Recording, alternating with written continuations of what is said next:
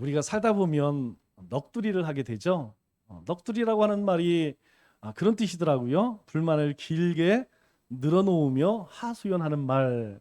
우리 성경적인 표현으로 이야기하면 그렇습니다.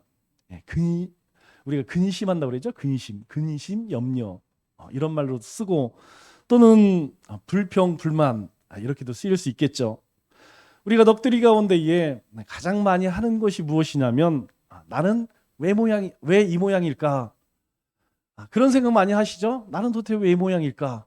나는 집도 없고 차도 없고 결혼도 못하고 돈도 없고 출세도 못하고 도대체 나는 왜 이 모양일까? 이런 생각 종종 하게 됩니다. 그런데 우리가 이런 생각을 하는 이유를 가만히 들여다보면 사실 영적으로 많이 다운돼 있을 때, 하나님의 은혜로부터 조금 멀어져 있을 때, 그럴 때에 이런 생각들이 많이 들게 되죠. 그래서 우리가 일상생활 가운데에서 이 영성생활 늘 하는 것이 사실 표가 안 나는 것 같지만 우리의 삶에는 아주 지대한 영향을 미칩니다. 그래서 이 말씀과 기도생활 그리고 우리가 복음을 전하는 전도생활, 이것이 우리의 삶 가운데에서 일상적으로 이루어질 때에 우리가 하나님이 주시는 은혜, 하나님이 주신 기쁨, 평강이 우리의 삶에 넘치는 것이죠. 뿐만 아니라 이게 잘 되지 않으면 이 대인관계에서도 굉장히 힘이 듭니다. 이 대인관계가 힘들다는 것은 세상살이가 참 힘들다, 이 생각이 들면 내가 지금 대인관계에 문제가 있구나 이렇게 생각하시면 돼요. 그러니까 영적인 문제만 생기는 것이 아니고 우리의 육적인 삶에도 문제가 생긴다는 것이죠. 영적인 문제가 생기고 육적인 문제가 생기면 그때 그 다음에는 이제 병이 찾아옵니다. 육적인 병이 몸에 이상이 오거나 정신적으로 문제가 생기기 시작해요. 우리가 이 문제를 해결하기 위해서는 항상 하나님의 말씀을 같이 해야 합니다.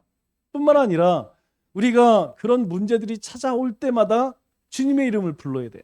하나님, 힘이 드네요? 이거 어렵지 않잖아요. 그러나 하나님은 그 기도를 들으신다는 거예요. 우리가 쉬지 않고 기도한다 의미가 그냥 교회 나와서 주여, 산에 올라가서 주여, 이것만 기도가 아니라는 거예요. 그냥 하나님의 이름을 부르는 것. 하나님, 주님. 우리가 힘겨울 때 한번 부르면 주님께서는 우리의 마음을 딱 붙드십니다. 그래, 내가 네 마음 안다. 그리고 나도 알지 못하는 사이에 하나님이 우리의 발걸음을 인도해 주신다는 것이죠. 그런데 그러지 않고 내 힘으로 어떻게 해결을 해보려고 하면 여러분 꼭 기억하세요. 늘 그 모양 그 꼴로 살 수밖에 없는 거예요.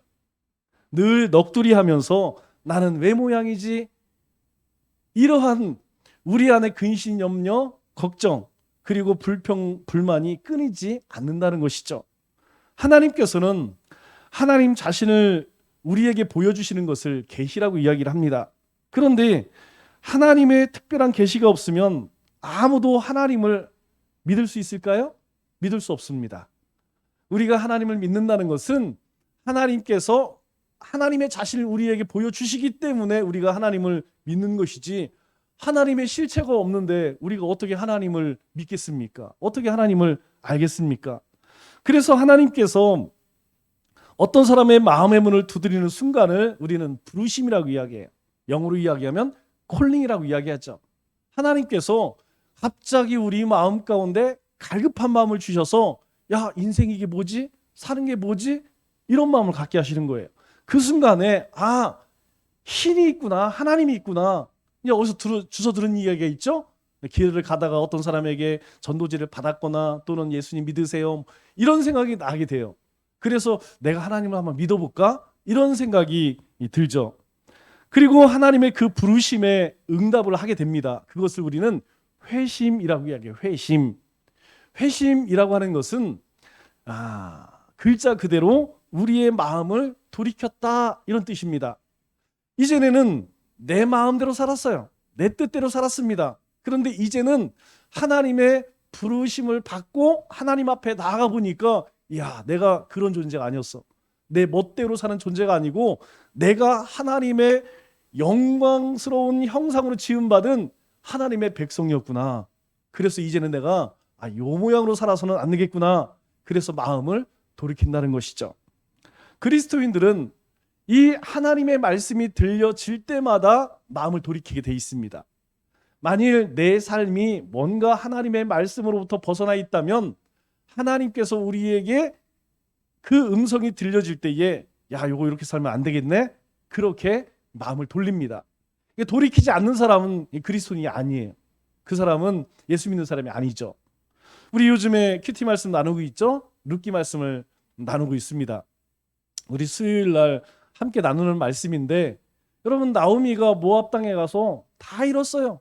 남편 죽고 두 아들 죽고 재산 다 날리고 이제 살 길이 없습니다. 그때에 하나님께서 부르시죠? 하나님께서 이 베들레헴 땅에 은혜를 베푸셔서 다시 이 베들레헴 땅을 풍성케 하십니다. 그게 부르심이라는 거예요. 그게 콜링이라는 것입니다. 그때에 이 나오미가 반응을 합니다. 야, 이제 내가 이 모압 땅에 더 소망이 없구나. 내가 하나님의 땅, 하나님의 은혜로 돌아가야겠구나. 그렇게 생각하고 두 며느리와 함께 돌아가죠. 마음을 돌이키는 것, 이것이 하나님의 은혜라는 것입니다. 그래서 하나님은 하나님의 부르심에 응답한 사람에게 아주 특별한 은총과 사랑을 부어주십니다. 흔히 우리는 그것을 신앙의 첫사랑 이렇게 이야기를 하죠. 그리스도인에게는 누구나 그 첫사랑이 있습니다. 그러나 그 첫사랑이 계속되느냐? 네, 그렇지 않죠. 우리도 결혼할 때는 그냥 눈빛만 봐도 막 불꽃이 튀었죠? 네, 우리 영숙 씨 손만 잡으면 막 전기가 오고, 지금은 전기가 오는 것이 아니죠? 네, 지금은 의리 뭐 이런 마음으로 이제 살고 있죠. 그 첫사랑의 마음을 가지고 계속 살았으면 좋겠는데 시간이 지나면서 무뎌져요. 이 첫사랑이 점점점 식어집니다. 신앙에도 마찬가지라는 것이죠. 우리가 처음 예수님을 만나고 그때 생각하면요, 어떻게 신앙생활하는지 모르겠어요. 막 주일 예배 드리고 나면 수요 예배가 기다려지고, 수요 예배 기다려지면 또 드리고 나면 금요 기도회가 기다려지고, 왜 그런지 모르겠습니다. 그 예배가 그렇게 좋아요. 그리고 찬송이 그냥 1시간, 2시간씩 불렀으면 좋겠어요. 제가 그랬습니다. 찬송 좀 많이 했으면 좋겠어요. 찬송을 못하지만 찬양할 때에 너무 기뻐요.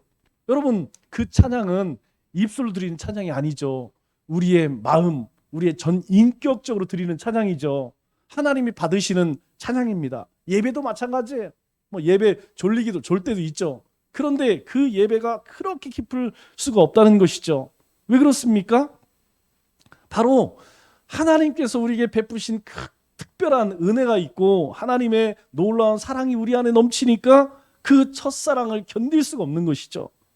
그런데 일정한 시간이 되면 메마름이 찾아오고, 이를 극복하기 위해서 우리의 신앙은 점프업을 해야 한다는 것이죠. 다시 이야기해서 성장하고 성숙되어져야 한다는 거예요. 왜 그러냐면 이 기쁨이, 이 첫사랑의 기쁨이 늘 충만한 것이 아니고 어느 순간이 되면, 시간이 점점 지나면 조금씩 식어져요. 그리고 우리 가운데 또다시 불신자와 같은 메마름이 찾아옵니다. 여러분, 이것은 우리가 신앙생활을 하는 동안에 일정한 사이클로 계속 찾아옵니다. 어느 때는 굉장히 충만한데 늘 충만한 게 아니에요. 어느 순간 보니까 내 심령이 너무 황폐져 있어. 여러분, 그런 경험 다 있으시죠? 그때에 우리가 해야 할 것이 무엇이냐면 이것을 잘 극복을 해야 하나님을 사랑하는 것이 기쁘고 즐거운 단계로 뛰어 올라갈 수 있다는 것이죠. 그런데 오늘날 너무나 많은 그리스도인들이 어디에 머물고 있느냐? 이 메마름의 단계에 그저 머물고 있다는 거예요. 그러니 우리 안에 그리스도인으로서 선한 영향력을 받아야 하느냐? 그렇지 못하다는 것이죠. 오늘 우리 큐티 말씀을 보니까 어떤 말씀이 있냐면 그리스도의 향기니, 이런 말씀을 해요.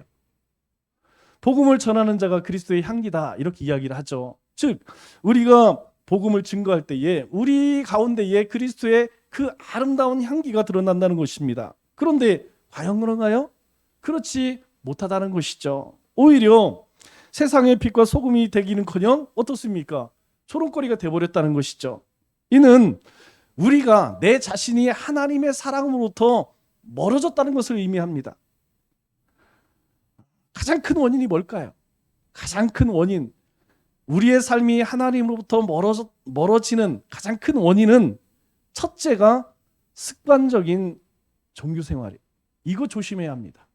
우리가 이 매너리즘에 빠지게 되면요, 가마 감동이 사라집니다. 여러분, 우리 아내, 남편을 볼 때마다 막 가슴이 뛰고 너무 좋지 않다고 하면 이거 뭔가 대책을 세워야 돼요. 마찬가지로 우리가 신앙에 주님을 찬송하고 예배하는데 가슴이 뛰지 않는다고 하면 내가 이미 너무 익숙해져 버렸구나. 내가 이 습관적인 종교 생활에 빠져버렸구나. 이것을 점검해 봐야 합니다. 오늘 본문 7절을 보면 아주 중요한 세 가지 단어가 나옵니다. 만물의 마지막이 가까이 왔으니 그러므로 라고 하는 말씀이에요. 먼저 베드로 사도는 만물의 마지막에 대해서 언급을 합니다. 성경에는 이 마지막 때에 대한 말씀이 대략 300번쯤 나온다고 해요. 300번 이상 나온다고 합니다. 이것은 25절마다 나오는 말씀이죠. 우리 신구약 총 장수가 1189장입니다. 절수로는 31,102장이에요. 그런데 신약만 따지면 260장에 7,957절입니다.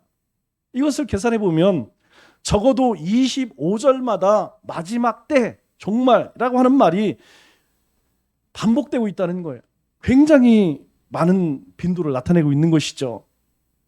다시하게 신약에서 이 세상 종말에 대해서 언급하지 않은 그런 성경은 없다는 것을 이야기합니다.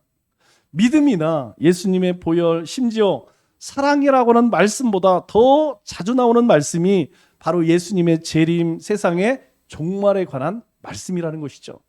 그럼에도 불구하고 우리가 세상의 종말에 관해서 말하면 여러분 잘 받아들이지 않는다는 것이에요.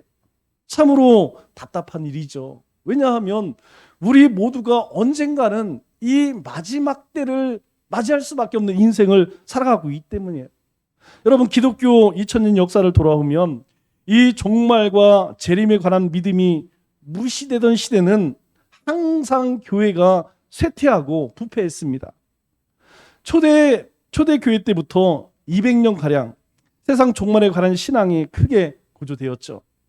그때 성도들은 무엇을 붙잡고 살았느냐면 사도행전 1장 11절에 너희 가운데에 하늘로 올려지신 이 예수는 하늘로 가심을 본 그대로 오시리라. 이 말씀을 당대에 이루어질 것이라고 생각을 하고 의심하지 않고 살았어요. 주님께서 가실 때에 내가 다시 오리라. 그러니 주님이 다시 오는 그때까지 우리가 아무리 힘들고 어렵더라도 믿음으로 살아가자. 이때 그리스도인들은 세속화되지 않았다는 것이죠. 신앙적으로 병들지 않았습니다. 온갖 핍박 속에서도 그들은 담대하게 살았다는 것이죠. 그런데 그 이후에 콘스탄티누스 있죠? 이 사람이 왕위에 오른 후에 완전히 바뀌게 돼요. 왜냐하면 이 콘스탄틴 대제가 기독교를 공인하게 됩니다. 이 기독교가 공인되어서 이제 신앙의 자유를 얻게 되니까 태평성대를 누리게 되죠. 그런데 이 신앙의 태평성대를 누리기 시작하면서 신앙이, 믿음이 점점점 변질되기 시작했다는 거예요. 종말론이나 재림신앙이 사람들의 관심 밖으로 밀려나기 시작했다는 것이에요. 그 대신에 그 자리에 뭐가 들어오느냐? 바로 물질적인 축복, 그리고 성공 뿐만 아니라 이 세상 가운데에서 부귀영화, 평안을 추구하기 시작했다는 것이죠. 왜냐하면 예수 믿는 것을 축복으로 생각하지 않고 예수님을 통하여서 부차적으로 얻는 것들이 있죠. 주님께서 우리에게 약속하신 것, 너희가 하나님의 말씀을 듣고 지켜 행하면 그 다음에 하나님이 우리에게 주신 것. 그런데 중요한 건 뭐냐면 하나님의 말씀을 듣고 지켜 행하는 것이 중요한 것이죠. 그런데 이거에서는 관심이 없어. 하나님 관심 없어요. 예수님이 우리를 위해서 무엇을 했는지 여기에는 관심 없어요. 하나님의 자녀로서 어떻게 살아야 되는지 그게 중요한 게 아니고 예수님을 믿음으로 인하여서 내가 얻는 축복에만 관심이 있게 되었다는 것이죠. 그러다 보니까 세속적인 성공, 세속적인 축복 여기에 다 빠져버리게 되었다는 것이죠. 그래서 소위 우리가 말하는 기독교의 암흑시대가 열리기 시작합니다. 이러한 역사적 사실이 우리에게 무엇을 말해주고 있습니까? 바로 재림과 종말에 관한 믿음이 교회의 존폐를 판가름하는 지표가 된다는 거예요. 이것은 크리스찬 개개인에게도 똑같이 해당된다는 것입니다. 왜냐하면 종말에 대해서 회의적인 사람치고 정신을 차려서 신앙생활을 잘 해보려고 하는 사람을 찾아보기 어렵다는 것이죠. 아니 세상에서 내가 지금 너무나 즐겁고 그리고 이 날은 영원할 것인데 뭐 하나님이 필요하겠어요? 그렇지 않겠습니까? 그런데 반대로 건전한 신앙을 가진 사람은 절대 종말 신앙에 대해서 회의적이거나 무시하는 태도를 보이지 않는다는 것이죠. 왜 그럴까요? 그것은 그날 주님의 때, 주님이 다시 오시는 그 하나님의 날이 반드시 온다는 것을 확신하기 때문에 허투루 살지 않는다는 거예요. 그것이 오늘일지 내일일지 모른다는 거예요. 그래서 그러한 사람들은 하나님이 주신 하루의 삶을 아주 중요하게 여깁니다. 저는 여러분들에게 늘 말씀드려요. 여러분 새벽 예배 꼭 드리세요. 할 수만 있다면. 여러분 교회 나와서 못하면 여러분의 가정에서 아니면 그것도 안 되면 여러분의 삶의 터전이라도 반드시 하루의 삶은 말씀과 함께 시작돼야 돼요. 여러분 만일 오늘 주님이 오신다면 여러분 얼마나 기쁘겠습니까? 이 예배의 자리에 주님이 임하신다고 하면 우리 모두가 주님으로부터 들림받지 않겠어요?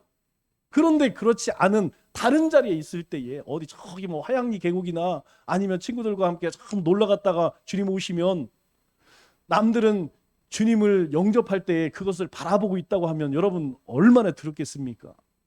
그래서 하루의 삶이 중요한 거예요. 그 하루가 한 주를 만드는 것이고 한 주가 한 달, 1년을 만들 것이고 우리 일생을 만드는 것이라는 것이죠. 어떻게 보면 소돔과 고모라 성의 사람들처럼 그래요. 사람들이 내일 죽을 테니 오늘 마음껏 먹고 즐기자. 여러분 이런 사람들이 점점점 줄까요? 늘어날까요? 점점점 늘어나고 있어요. 여러분 세상 사람 얘기하는 것이 아닙니다. 우리 가운데 하나님의 백성들 가운데에 이런 사람들이 점점점 늘어가고 있다는 거예요. 그렇지 않고는 여러분 이렇게 강팍할 수가 없어요. 이렇게 완악할 수가 없습니다. 여러분 어떻게 할 수 있을까요? 여러분 혹시 지난주 말씀이 생각나시나요? 지난주에 여러분들에게 이런 말씀을 함께 나누었습니다. 우리의 몸을 하나님이 기뻐하시는 산 제물로 드리자. 여러분 우리의 삶을 우리 몸을 산제사로 드리는 거예요. 마음만 드리는 거 아닙니다. 여러분 마음 중요하죠. 그러나 마음뿐만 그것은 중요하지 않아요. 마음과 함께 몸이 같이 드려져야 돼요. 그렇게 목이 터져라 선포했음에도 불구하고 과연 우리의 삶에는 어떤 변화가 있었습니까? 여러분 한번 생각해 보세요. 그 말씀을 듣고 내가 지난 한 주간 내 삶에 어떤 변화가 있었느냐? 여러분 무엇을 반증할까요? 이미 우리 모두 위험 수준에 이르렀다는 거예요. 우리의 삶의 모습이, 우리의 믿음의 모습이 이미 위험 수준에 이르렀다는 것입니다. 그러나 우리 그리스도인들은 그래서는 안 된다는 것이죠. 그날을 대비하며 살아야 한다는 것이에요. 어떤 자가 지혜로운 자입니까? 우리 시편 90편 12절 말씀을 보니까 우리에게 우리 날 계수함을 가르치사 지혜로운 마음을 얻게 하소서. 여러분 우리의 날을 계수하는 것. 내가 이제 살 날이 20년 남았구나, 10년 남았구나. 여러분 이거 기억하며 사는 사람이 지혜로운 자라는 것입니다. 그래서 마태복음 25장에 보면 예수님께서 비유의 말씀 3가지를 하세요. 우리가 천국에 관한 비유의 말씀을 하실 때에 첫 번째 10처녀의 비유를 말씀하시고 두 번째 우리가 잘 알고 있는 달란트 비유, 세 번째 양과 염소의 비유를 예수님께서 직접 들려주십니다.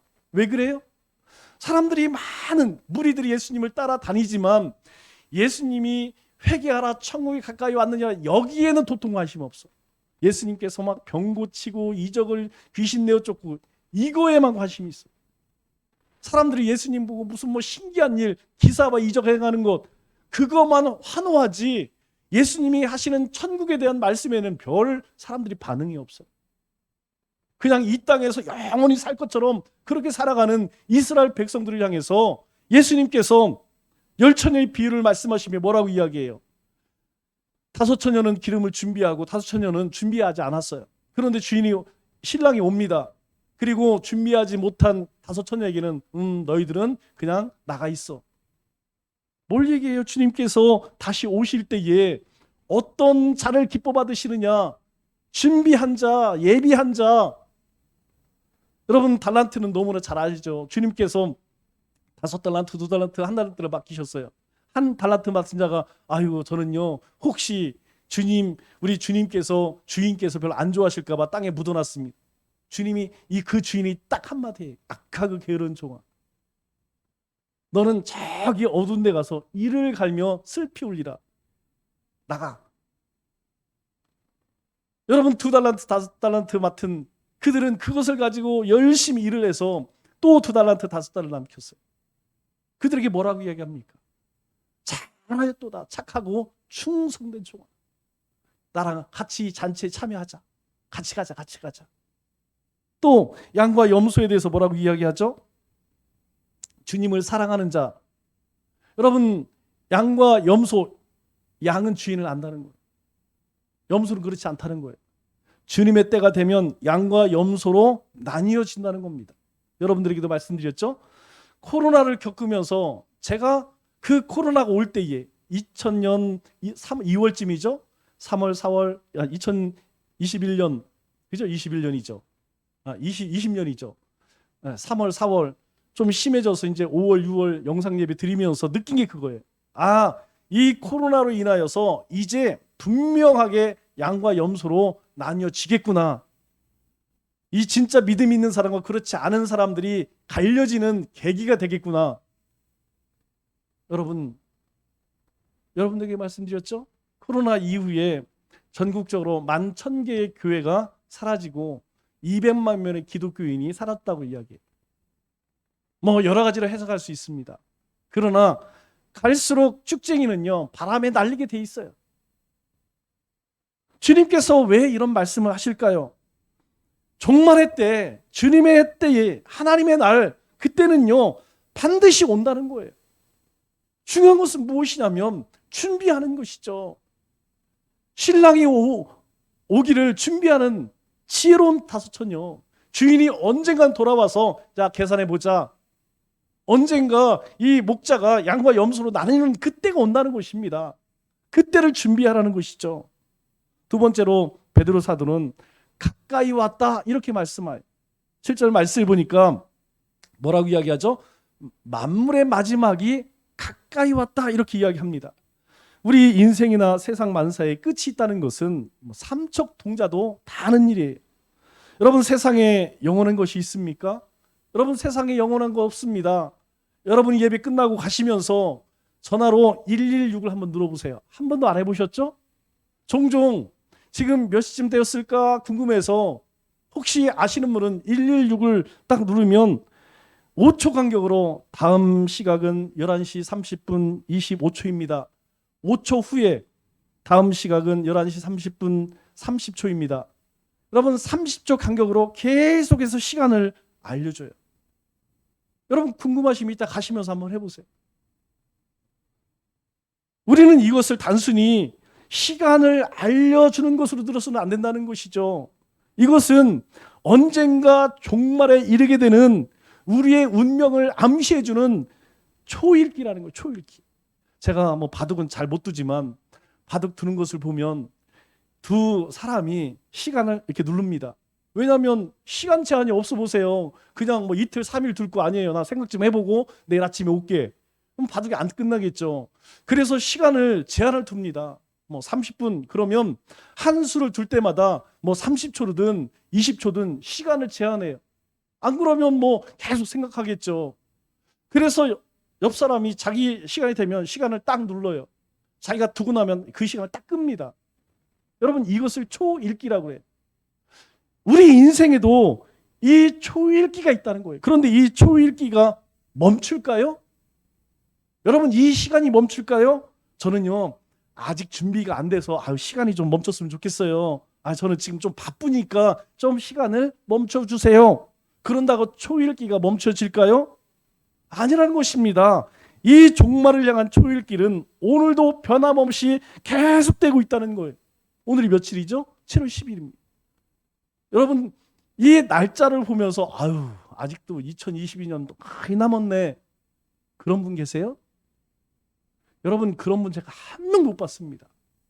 오늘 7월 20일 벌써 7월 20일 10일이야? 아니 벌써 2022년이야? 다 그렇게 이야기하더라고요.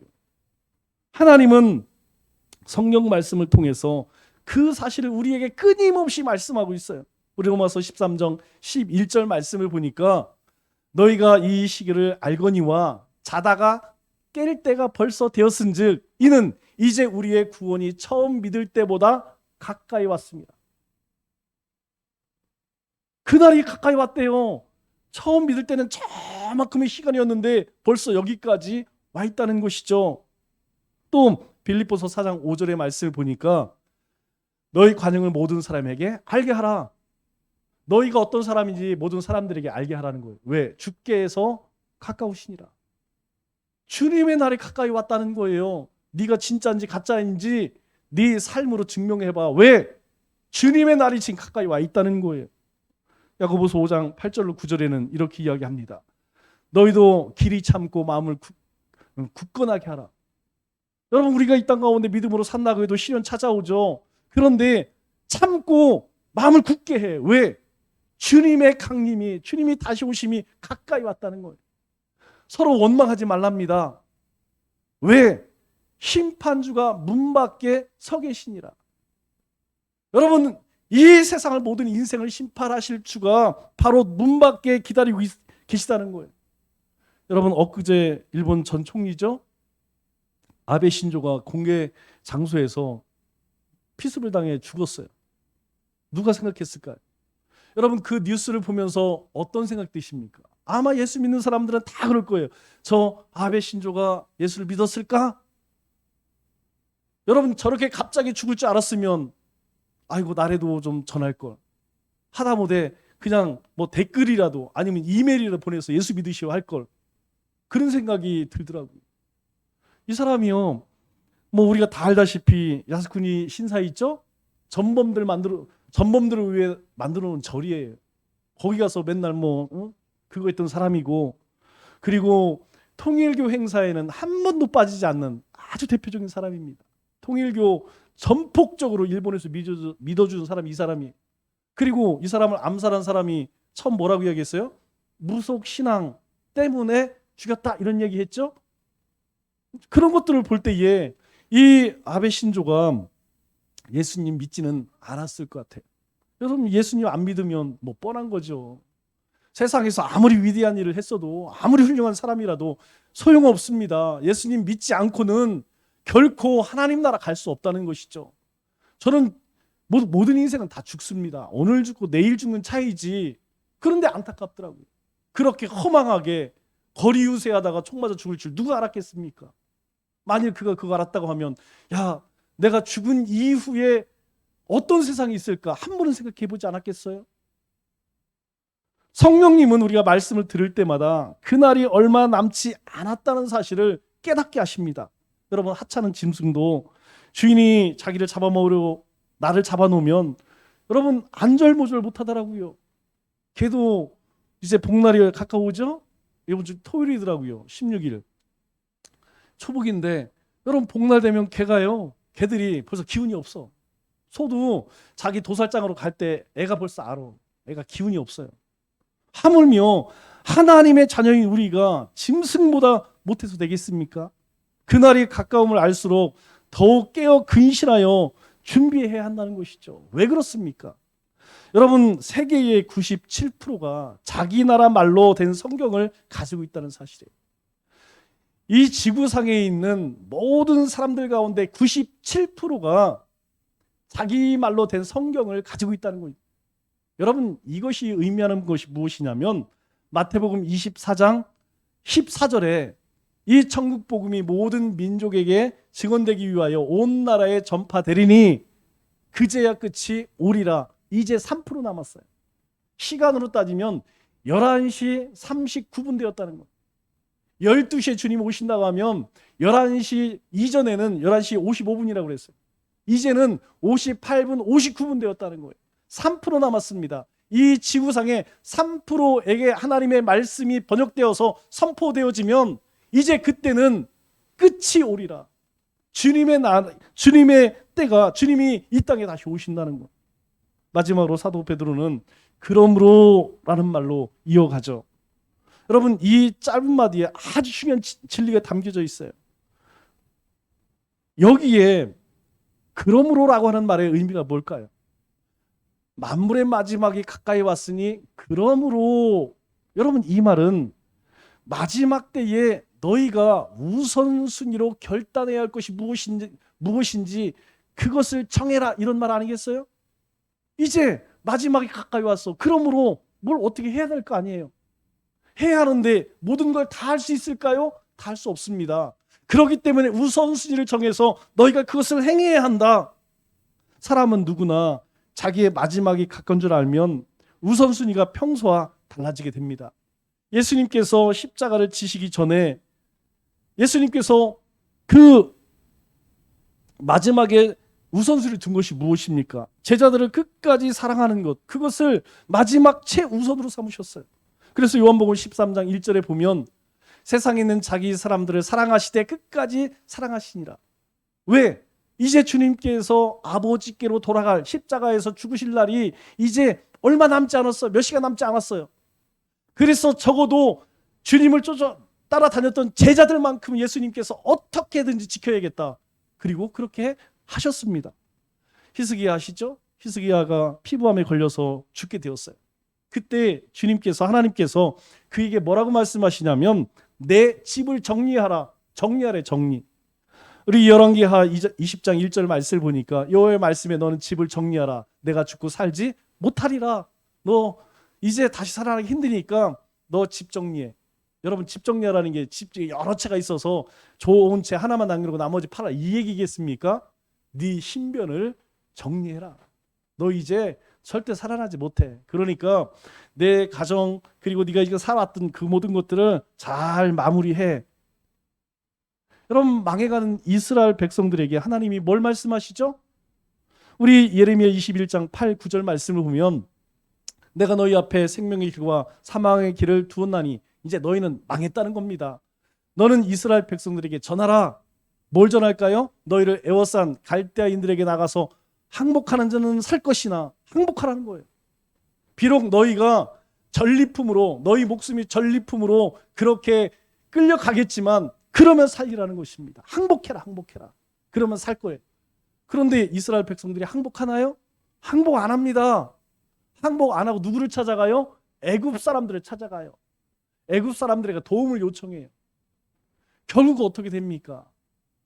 돌 위에 돌 하나 남지 않도록 성전은 다 파괴되고 눈은 다 뽑혀서 포로로 다 끌려가서 비참한 그런 마지막을 맞이하게 되죠. 여러분, 하나님께서 왜 우리에게 하루를 주셨을까요? 왜 한 달을 주셨을까요? 왜 1년을 주셨을까요? 저는 그렇게 생각해요. 여러분, 죽음을 의식해라. 죽음을 의식해라. 여러분, 우리가 하루의 삶을 살고 잠을 자는 것, 또 새로운 하루를 맞이하는 것, 여러분, 우리에게 주는 하루의 삶이에요. 혹 그 하루의 삶이 온전치 못할까 봐 한 달의 삶을 줍니다. 그것이 잘 정리 안 되면 하나님께서 1년의 삶을 주셔서 이제 2022년도는 여기서 마무리 짓고 2023년도에는 너희가 새롭게 살아라. 생명력 있는, 하나님이 주신 그 생명이 넘치는 삶을 살아라. 저는 그렇게 생각해요. 여러분들에게 말씀드렸죠? 제가 기억에 남는 유언이 하나 있습니다. 우리 소설가 조지 버나드 쇼라는 아주 유명한 사람이 있죠? 이 사람이 죽을 때에 자기 무덤에 이런 묘비명을 남겨놓았어요. 우물쭈물하다 내 그럴 줄 알았다. 여러분 마음에 잘 새기세요. 우물쭈물하다 그럴 줄 알았다. 여러분 우물쭈물하다가 여러분 어느 순간에 주님의 날 맞습니다. 우물쭈물해서는 안 된다는 것이죠. 우물쭈물하다가 분명히 그렇게 됩니다. 그래서 우리가 우선적으로 해야 할 일이 무엇이냐면 우리 7절 하반절에 보니까 이렇게 이야기하죠. 그러므로 너희는 정신을 차리고 근신하여 기도하라. 가장 중요한 것은 예수님이 재림하실 때 예수님을 맞이할 수 있는 유일한 수단이 무엇이냐? 기도라는 거예요. 우리가 하나님 앞에 기도할 때에 하나님께서 이것이 진짜 예수님인지 가짜 예수님인지 깨닫게 하신다는 거예요. 우리 7절 말씀을 보면 너희는 정신을 차리고 근신하여 기도하라. 여러분 이 세 가지는요 하나입니다. 하나. 정신 차려야 기도한다는 거예요. 근신해야 자기를 돌아봐야 기도한다는 거예요. 이걸 거꾸로 이야기하면 기도하면 정신 차릴 수 있다는 겁니다. 기도하면 자기 스스로를 돌아볼 수도 있다는 것이에요. 영적으로 깨어있는 사람이 기도할 수 있습니다. 기도하는 사람만이 영적으로 깨어있을 수 있고 세상의 유혹과 사탄의 위협을 이겨낼 수 있다는 것이에요. 그래서 우리의 삶의 가장 우선순위에는 바로 이 기도하는 것이 있어야 한다는 거예요. 여러분 기도하십시오. 장수 정하지 않아도 괜찮아요. 여러분 마음 가운데에 힘든 일이 있으면 주님 이름 부르세요. 두 번째로 무엇보다 열심히 사랑하라. 8절에 그렇게 말씀하죠. 무엇보다 뜨겁게 서로 사랑할지니 사랑은 허다한 죄를 덮느니라. 우리 마태복음 24장 12절 말씀을 보면 말세 때에는 불법이 성함으로 많은 사람의 사랑이 식어진대요. 여러분 요즘 날로 악해져 가고 있는 우리 사회를 보면 분명히 사랑이 식어져 가고 있어요. 사랑이 식어져 간다는 것은 불법이 성행해지고 있다는 거예요. 이 악함이 이제 세상 가운데에서 관영해지고 있다는 거예요. 사람들이 죄를 짓고도 그걸 죄로 여기지 않는다는 것입니다. 그냥 다 그렇게 하는데 뭐. 우리 조금 못 사는 후진국에 가면 여러분 쓰레기 버리고 신호기고 아무렇지도 않게 하더라고요. 우리는 먹고 나면 쓰레기통이 어디 있는지 없으면 주머니에 넣지 않습니까? 그런데 그렇지 않은 사람들은요 그냥 먹고 아무데나 버려. 길거리 보면 쓰레기가 막 산입니다. 신호 필요 없어요. 내가 우선이에요. 특별히 이 말씀 가운데에 우리가 꼭 기억할 것이 무엇이냐면 열심으로 뜨겁게 여러분 이 말씀을 잘 기억해야 합니다. 여러분 뜨겁게 사랑하라. 이 말씀의 의미가 무엇이냐면 원어의 의미는 말의 모든 근육을 사용해서 전력으로 달린다 이런 뜻이에요. 여러분 말이 달릴 때에 말 근육 엄청나죠. 그 근육을 다 사용해서 전력으로 달린다 이런 의미예요. 그것이 뜨겁게의 뜻이랍니다. 우리 경마를 보면 경주말들이 있죠. 보세요. 무섭습니다. 우리가 TV로 보니까 실감이 안 나지 실제로 한번 가서 보세요. 이 말들이요 뭐 그냥 조그만 말이 아니에요. 말 앞에 서면 말이 엄청 높습니다. 그래서 말에 떨어지면 등 부러지고 허리 부러진다고 이야기하죠. 병신된다는 거예요. 이 말이 달릴 때예요. 엄청 무섭습니다. 뜨겁게 사랑할 때에 그냥 그게 아니라는 거예요. 말이 전력을 다해 달려가는 것처럼 그렇게 사랑하라는 것입니다. 이 베드로 사도가 사랑하라고 말하면서 왜 이 말을 덧붙였을까요? 말세가 되면 영육간 최대한 희생하지 않으면 그 작은 사랑도 실천하기 대단히 어렵다는 것입니다. 달리 말하면 희생적인 노력 없이는 그 어떤 사랑도 할 수 없는 세상이 된다는 거예요. 여러분 실제로 그렇지 않아요? 여러분 우리가 희생적인 사랑을 하지 않고는 어떻게 우리 자식을 키우겠어요? 어떻게 주님의 몸된 교회를 세우겠습니까? 어떻게 세상에 나아가서 복음을 전할 수 있겠어요? 마지막으로 10절 말씀을 보니까 봉사해야 한다 이렇게 말씀하고 있어요. 이것은 섬김과 헌신을 이야기하는 것입니다. 예수님이 재림하실 때에 우리가 아름다운 몸매를 가지고 있는 것 여러분 무슨 소용이 있겠어요? 세상에서 누리던 명성, 인기 여러분 이것이 무슨 의미가 있겠습니까? 은행에 저축해 놓은 돈이나 여기저기 쌓아놓은 땅이 도대체 주님이 다시 오실 때에 무슨 의미가 있겠냐 하는 것이에요. 그런데도 갈수록 영끌족이 넘쳐난다. 영끌족을 하면서 제가 공부 좀 했으면 좋겠어요.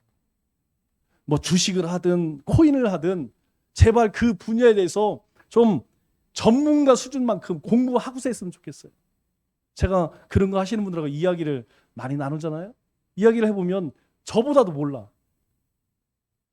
제가 다른 거는 몰라도 신문이 오면요, 우리가 중앙일보를 보는데 중앙일보를 보니까 서비스로 동아일보도 와, 스포츠도 와, 경제신문도 와. 4개가 옵니다. 4개가.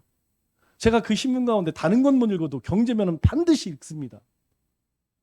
굉장히 자세하게 많이 나와요. 적어도 그것 정도, 그리고 자기가 투자한 그 뭐 코인이든 주식이든 그 회사에 대해서 연구 좀 해봐야 되지 않겠어요? 그 회사가 어떤 회사인지, 뭐 성장 가능성이 있는지 묻지도 따지도 않고 수백만 원, 수천만 원 넣어요. 잘 될 수가 없죠. 세상 종말이 오면 우리 모두 흙으로 돌아갈 존재라는 것입니다. 그러므로 믿음이 있는 사람이라면 이 모든 것을 가치 있는 일에 쓰려고 하겠죠.